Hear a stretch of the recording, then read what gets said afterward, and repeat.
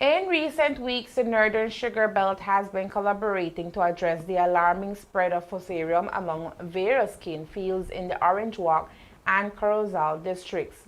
The situation is critical as the fungal infection has already led to significant problems in affected fields, resulting in extensive wilting and yellowing as the fungus feeds on the cane stacks. Currently, industry experts are continuing their investigations to identify the specific strain of the disease and to determine the total number of impacted fields, which so far is at more than 14,000 acres. As of now, the fungus has only been detected within the sugar industry. However, there are growing concerns that it could potentially affect other sectors, particularly the cattle industry. Agriculture Minister Honorable Hossein provided an update on the situation today, emphasizing that unity is essential for Belize's agriculture sector to successfully navigate this crisis. Fusarium exists naturally in our environment, especially in the tropical regions like us. It is the first time though that fusarium is known to affect sugarcane in Belize. We're not sure which of the species it is. We know of the genus Fusarium, and we don't know if it's Saccharine or another species that is being tested yet in the labs. But it is the first time that Fusarium has become a pathogen causing disease in sugarcane. Not only sugarcane, but we understand that it's also some different grass species. I understand it's in Johnson grass, and probably, like you said, may affect other grass types that feed are used for pasture in cattle. But up to now, we have done some sensitization. We have trained the farmers. We've informed them. We have to use the integrated approach to managing the disease. We know it will lead to drastic reduction in sugarcane yields. That's worrying because we have fraghopper to deal with. We have now the stem borer, and now we have this new disease in Belize. And so it's worrying to us. But I think that we are getting more information every day. We have consulted the Brazilians. They will be here shortly, I believe, to do an assessment and to give us advice on how to best manage the disease. In my view, climate change is the reason for this. The high temperatures in the soil, the high temperatures have just caused the fungus not to become a pathogen. And so we have one more disease to deal with. But working together, I think we can definitely mitigate the effects of the disease. So far, over 14,000 acres have been confirmed as affected by the disease, with symptoms ranging from mild to severe plant loss in the cane fields. Major crimes for the third quarter of 2024 are reported to be on a decline. The overall crime rate as compared to last year also shows a decline of 16 murders. During the Belize Police Department's ComSat conference, Commissioner of Police Chester Williams said that while these numbers are on the decline, efforts are ongoing to maintain them this way until the end of the year. Our Northern Operation team has been doing well. They have been able to make 2 significant seizures. We have the 8 kilograms and we have the 28 kilograms of suspected cocaine. So that goes to show that they are doing as much as they can. We know that might just be pittance compared to what might be in the area. We have received information, yes, and we're acting on those information. And I just urge the public, if they know of anyone who are in possession of drugs, to let us know, and we'll go in and do what needs to be done. Our strong presence along the irregular border crossing area continues with the police and the BDF, and to some extent even customs, again to make sure that we do not have these drugs going over into the Mexican side so easily.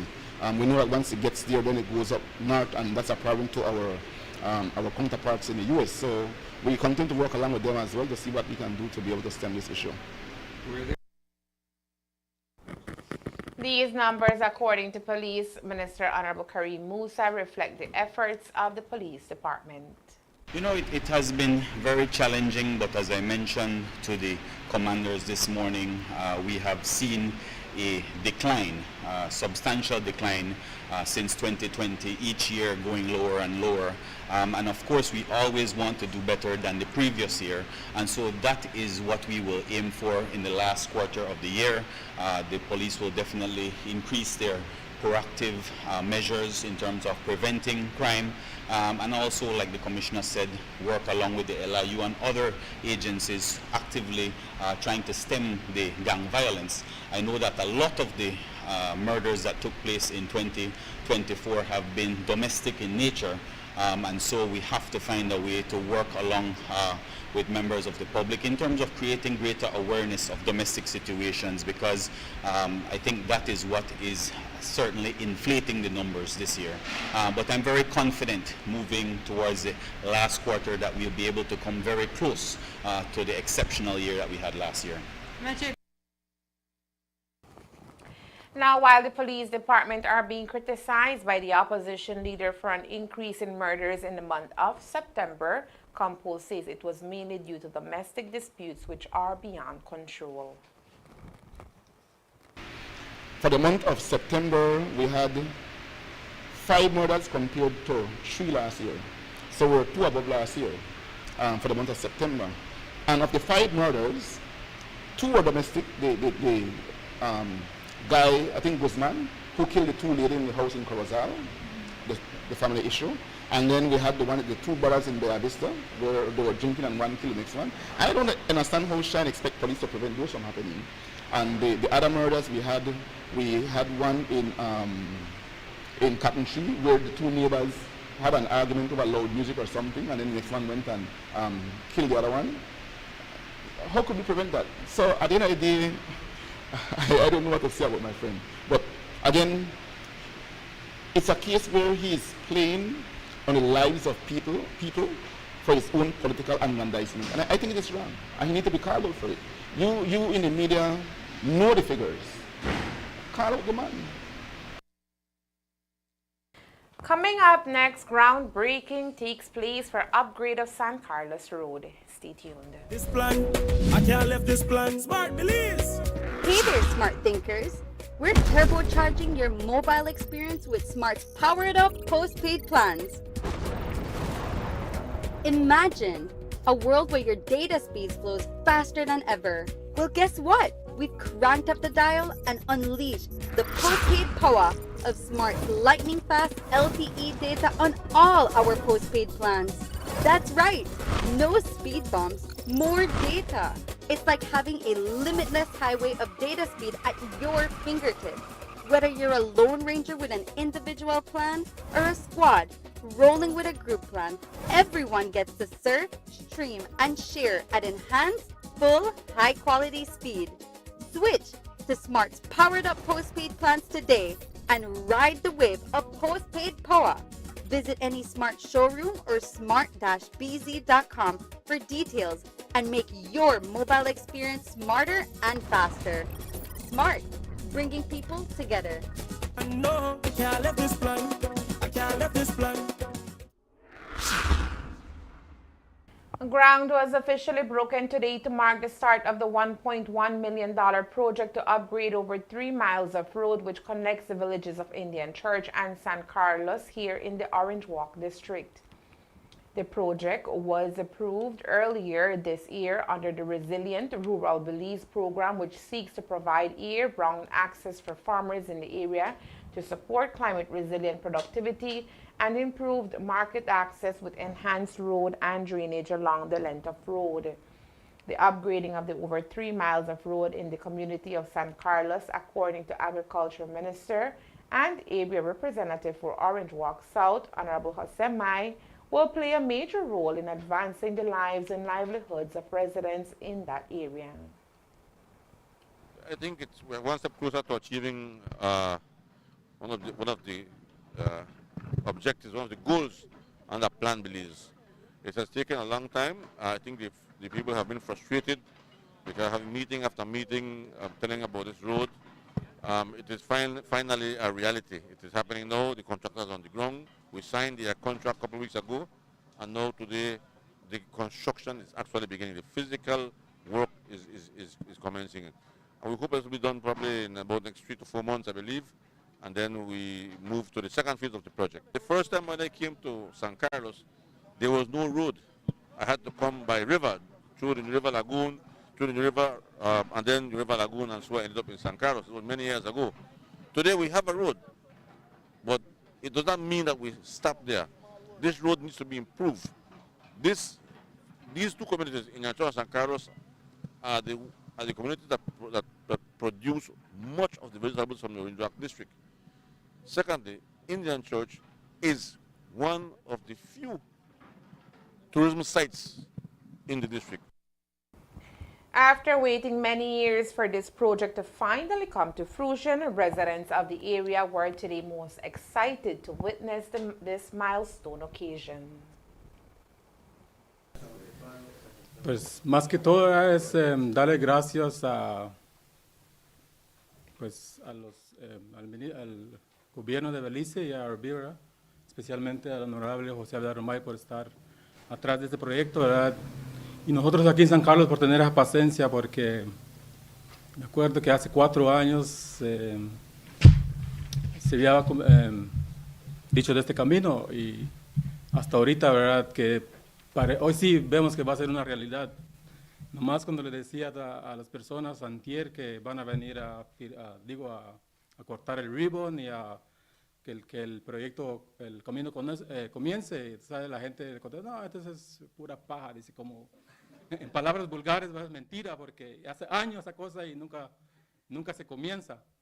Y le digo, no, hoy sí es verdad, porque no de por gusto van a venir a cortar un ribbon y ya miramos las máquinas que están ahí en la entrada de Indian Church, que sí que es así, ahora va a ser una realidad. Ahora las personas, los agricultores aquí en San Carlos, les damos gracias, ¿verdad?, al gobierno y a Arbi por esto que se va a cumplir ahora, ¿verdad? No es como dicen mentiras, no, que hoy sí es un hecho, y gracias por esa oportunidad que nos van a dar.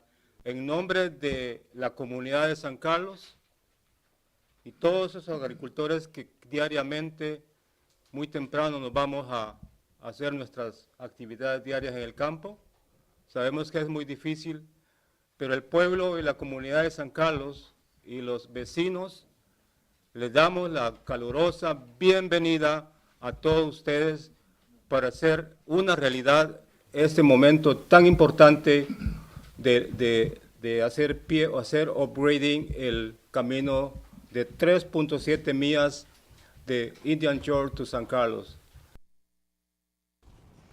Happening simultaneously with the upgrading of the road is the electrification of both San Carlos and Indian Church. Today, the government also announced financing of close to $1 million to further facilitate this project. First, I want to thank the Prime Minister for granting us the $0.9 million or $900,000 for the distribution of electricity in San Carlos and Indian Church. The project for electrification under the Light Up Belize project, which is an EU project, has 3 components. The first one is the generation of electricity, which BL receives from the different producers of electricity. The second is the transmitting the energy, electricity from San Felipe to San Carlos and Indian Church. That component is being funded by BEL. I think that's $1.2 million, I think.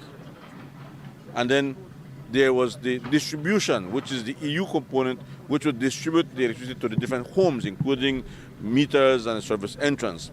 That component was the EU. But the Prime Minister's Steering Cabinet agreed that that $0.9 million, which is for distribution, will be funded by the government of Belize. That will shorten the project, all the protocols and the requirements that the EU is doing, because the EU procurement process is a very lengthy one. And I think that people of San Carlos are just waiting for too long. They have waited for too long for electricity. They waited for too long for this road. And so there are 2 projects running simultaneously: the electrification for both villages and the upgrading of the road. So I want to congratulate the people of San Carlos for such, I think, great accomplishments, and thank them for being patient with the government of Belize. Because, I mean, living in darkness for a long time, I mean, come on, this is 2023, 2025, 2024. So you cannot wait for so long for this, man. The upgrading project is expected to be completed in a period of 5 months. Brian Nichols, the Assistant Secretary of the U.S. State Department, recently held discussions with Prime Minister John Briceño and Foreign Minister Francis Fonseca while here in Belize. The meeting addressed several crucial topics of mutual interest. In a media interview, Nichols shared his insight on how these discussions could play a pivotal role in enhancing diplomatic relations between the two nations. I've had a wonderful visit. I've been able to spend quite some time with the Prime Minister, with the Foreign Minister, with the Security Cabinet, talking about the issues that I think matter to Belizeans and matter to the United States. We've talked about promoting good-paying jobs in Belize. We've talked about dealing with issues of transnational organized crime. We've talked about safeguarding the environment. We've talked about the regional challenges that we face, particularly the hemispheric-wide challenge around irregular migration. We've talked about the challenges that democracy faces, and I extended my deep thanks to the Prime Minister and his team for their efforts, one, to regularize irregular migrants who can work in Belize, and that effort's ongoing. It matches a number of efforts throughout the hemisphere, but it's something that we see as very positive. So I want to just really thank the people of Belize for that. I think it's going to be a win-win. In our region, we're dealing with real challenges to democracy and security in Haiti, and Belize has sent 2 advance officers to Haiti to participate with a multinational security support mission there. So we talked about the situation in Haiti, Belize's contribution, and how valuable that is in demonstrating Belize's leadership in our region. Talked about many other issues, but those are some of the highlights. During his official visit to Belize, Nichols also gained first-hand knowledge of the ongoing situation regarding the Sarsoon River as he conducted an aerial tour. The issue remains contentious and unresolved, with the Guatemalan armed forces not only restricting Belizeans from accessing the Sarsoon area, but also encroaching on Belizean territory, asserting that the region belongs entirely to Guatemala. As noted, the dispute is still pending resolution at the International Court of Justice. Nichols was approached for his thoughts on the matter. Well, thanks for raising that. I had the opportunity to fly over the Sarsoon region with some helicopters that our U.S. Army friends brought up for the purpose, and we were there with the Foreign Minister, who's also the Education Minister, and the National Security Team to look at the region as well as to participate in the handover of some new classrooms for a school in Toledo. So that was very positive. The relationship that we have with Guatemala and the relationship that we have with Belize, they're both excellent, friendly relationships, and they're partnerships that we value deeply. There's an established legal process that's looking at the border issues under the ICJ, and obviously we encourage everyone to respect that process, and until and unless a competent body changes the established borders, they should be respected.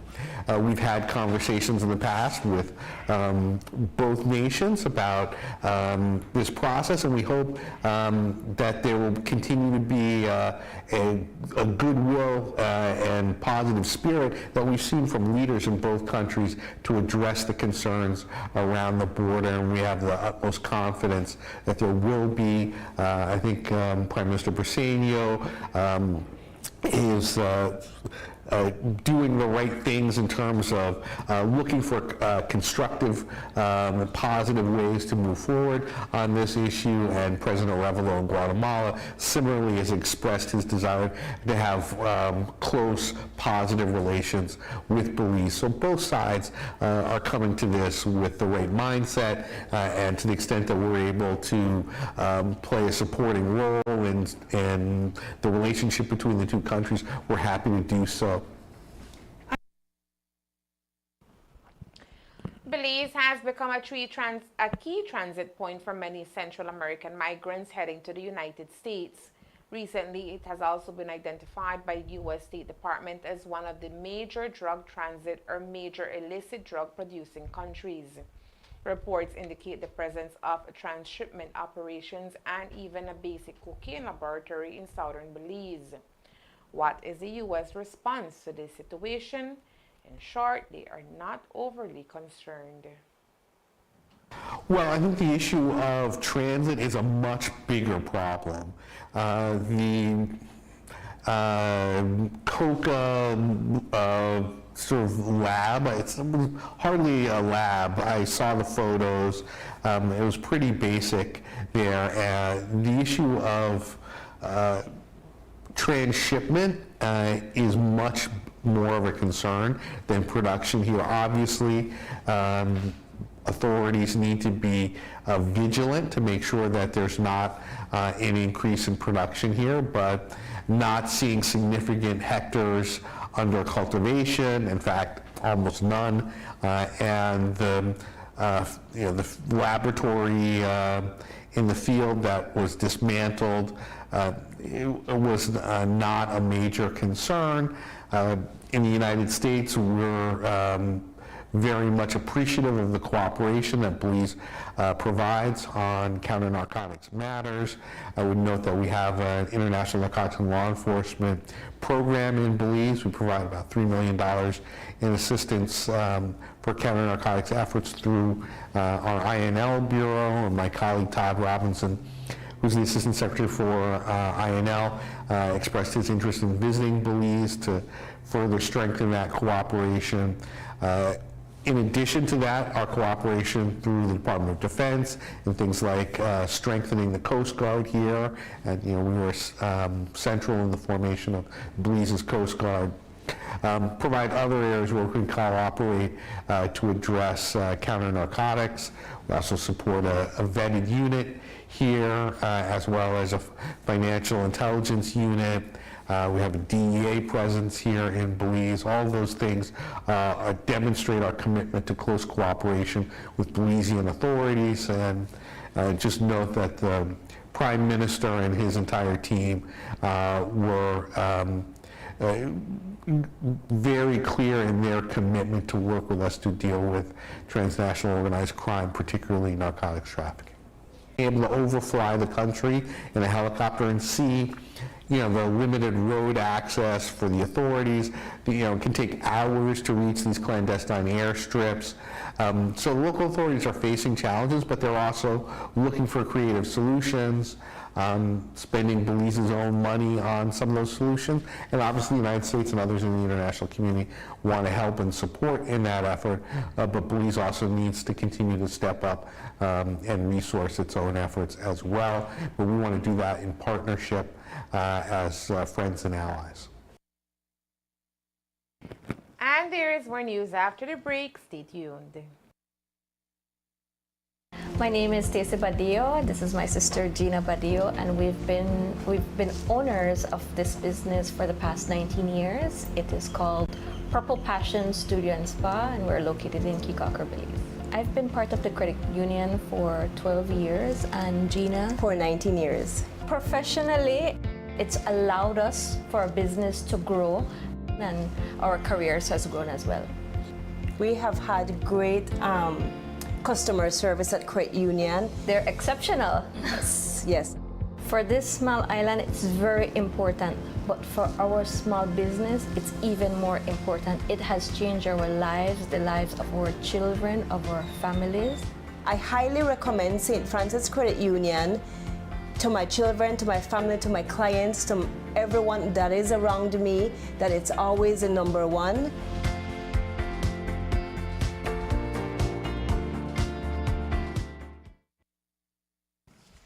As mentioned earlier in the newscast, Brian Nichols, Assistant Secretary of the U.S. State Department, was in Belize for a few days. When questioned by the media, he also addressed questions regarding the United States' involvement in providing multinational security support to Haiti. Currently, Belize has dispatched 2 soldiers to join the active contingent. Nichols emphasized the ongoing need for assistance in Haiti as the September 30th mandate for the multinational support remains in effect. He reiterated the commitment to helping the Haitian people during this challenging time. On September 30th, the mandate for the multinational security support mission was renewed. We had a ministerial meeting chaired by Secretary Blinken along with then Council President LeBlanc, Prime Minister Kony of Haiti, and the Foreign Minister and the National Security Advisor of Kenya, and about 30 foreign ministers from around the world to talk about Haiti during high-level week at the UN General Assembly. Additional countries pledged support for the mission, contributions of police, of military, of equipment, and financial contributions that are very important for the mission's success. In Haiti, we've just seen the presidency of the Transitional Presidential Council rotate successfully.